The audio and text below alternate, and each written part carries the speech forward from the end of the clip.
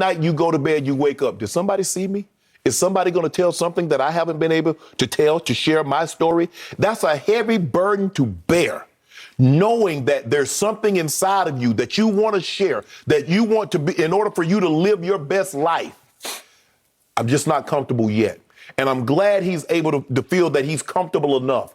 And maybe this can help some other young men and young women live their best life, Skip, because a lot of times for me, I was able to be successful because I had a brother.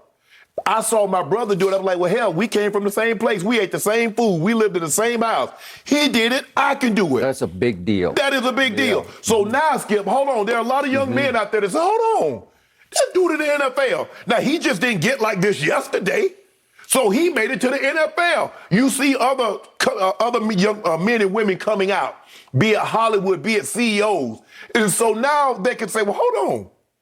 He or she did that. I can do that. Okay, but obviously this is the National Football League, the last bastion. Macho among macho, Yes. Testosterone to the umpteenth degree. There's no utmost. professional sport the testosterone level runs as high as this. But I think, Skip, you've been around it. You covered it longer than I played, and I've been around it.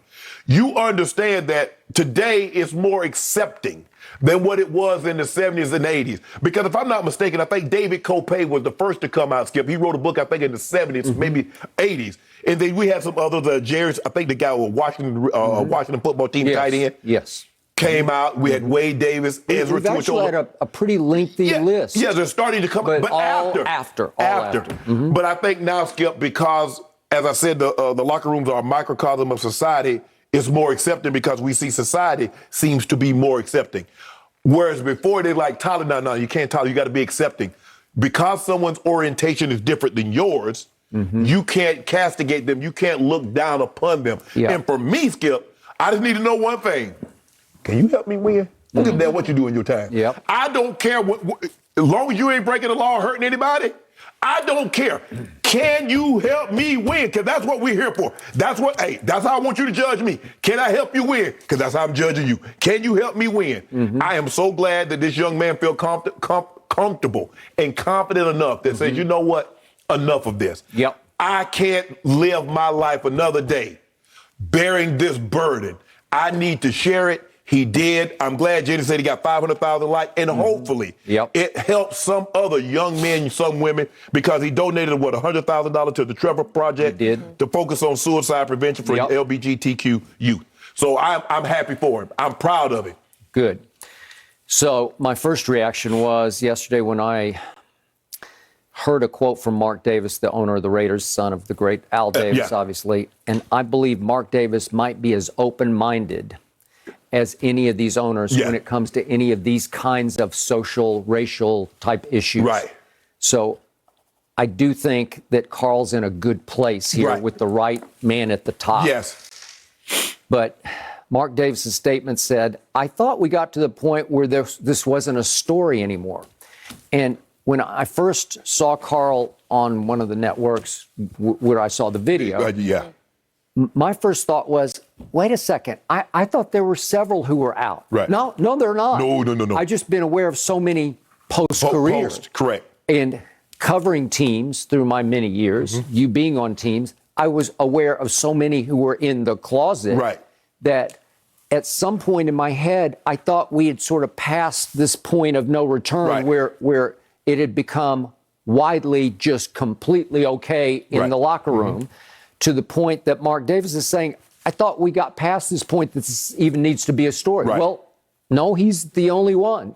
He's the only active player. I'm not so sure, Skip, that every time someone does this in football, I'm not so sure it's not going to be a story because of, as you said, the hyper-masculinity that's associated with football. Okay.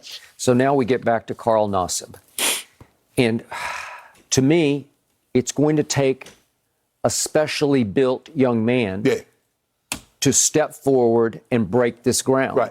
Because Michael Sam struggled with it. Did you go through? I know I was on. I was on your show with Michael Sam. I think we did do it. We did back in the ESPN days. But remember, Michael Sam, I watched him a lot at Missouri, and I really liked him as a football player. He was co-SEC Defensive Player of the Year, and with C.J. Mosley, and I thought, He can play. Right. So what's it? It'll be just fine because he can play. Right. And then he lasted until the 7th round and the 3rd pick from the bottom. And it felt like the Rams just did the league a favor. They were then the St. Louis Rams. He was at Missouri. Just up the road in Columbia. Yeah. And they said, okay, we'll try this. Yeah. And he didn't last through training camp and was cut. And I thought, that's just bizarre. My Cowboys took a flyer and put him on the practice squad, and he didn't last a month on the practice squad. And the word out of Dallas was, he can't play. And he also wasn't taking football nearly as seriously as he was his cause as a new spokesman and a sort of the face of that, the NFL movement when it came to that. So the point was, Michael Sam couldn't play well enough, and he also, I never got the feeling he was that comfortable in the role. Right. Carl's comfortable. Yes. As we saw in Hard Knocks when he was first with the Browns. Right. He's got a big personality. He's got a little showman in him, which is very necessary here to be able to withstand all the attention that he's going to get when he goes to training camp. Negative attention, because you know what's coming, Skip. You know how fans are for opposing teams. Both ways, but he's just going to get a whole lot of attention. A lot of it will be great attention, but you have to thrive on it. Right. And you have to be able to protect your teammates from the fallout of it, because they'll get tired of talking about it after a while, but you should be the center of attention. It is. And Skip, that would be my thing. And I would tell them and say, look here, we don't discuss, I'm not going to discuss what this man does in his personal time. Okay. Just like I don't discuss what player X does in his personal time. Mm-hmm. Now, if we want to talk football, as I said before, I'm happy for him. Okay. He's comfortable. I'm comfortable. So let's just move, because we're not going to do this every single day. Well, how is Carl? Carl is the same as he was yesterday. Before I found out he was like this, he's the exact same way. Now I just know he has a different orientation than mine. Okay. That's it. All right. Got it. So what do we know about Carl's background? Well, it's fascinating and it's rare. His father played college football at Delaware, but his big brother Ryan was a draft choice of the Giants and was Eli's backup for a couple of years before he bounced around. So there's bloodlines. He had what you just talked about. He had a Sterling in a way, a guy who could show him how it's done. Yes. But he wasn't good enough in high school. When he wasn't even a starter for his high school team, he walked on at Penn State, which is, as you know, it's hard to walk on at Penn State. It's a loaded program. Absolutely. And he not only made the team, but he hung in and hung on and didn't start until he was a fifth-year senior. And guess what he was as a fifth-year senior? He was the Defensive Player of the Year in the Big Ten. And he won the Ted Hendricks Award, and he won the Lombardi. These are national awards for defensive linemen / linebackers. Right. Okay? So he won all the above as a fifth-year walk-on, first-year starter at Penn State. Is that not rare to you? That's very that takes some gumption. Right. It takes some resilience to hang in all that for 5 years to get to that point and then flourish.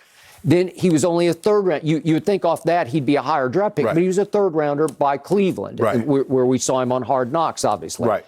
And then he was there a couple of years, got cut, bounced a couple of places, Tampa, and then went to the Raiders. But he got some money to sign. He was 3 years, $25 million, got a pretty big guarantee to sign with the Raiders. Right. Okay, well, that'll work. Right. Imagine the burden that he was carrying, Skip, all along, had this, and he was dealing with this and trying to play football, and you're worried about, man. Because that's the thing, Skip, to have a secret and to like, man, is this the day someone blows my cover? Now he can really be free. He can really be free. But maybe he was one who didn't really care whether his cover got blown. I'm not. You want to do it on your own terms, which you finally did. But Skip, let's. And I want to be fair here now, because I keep saying, and we use this. The locker room is a microcosm of society. Now, just like everybody in society is not accepting of this, don't think everybody in the locker room will be accepting. Clearly. Just like we see vaccinations. Clearly. And you saw Cole Beasley, and we saw some of the other guys like, I'm not getting it done. While some of the other guys like, you need to get it done because, we're a team. But so let's not. I'm happy, and I'm sure some of the other guys will be more than accepting, and they're not going to.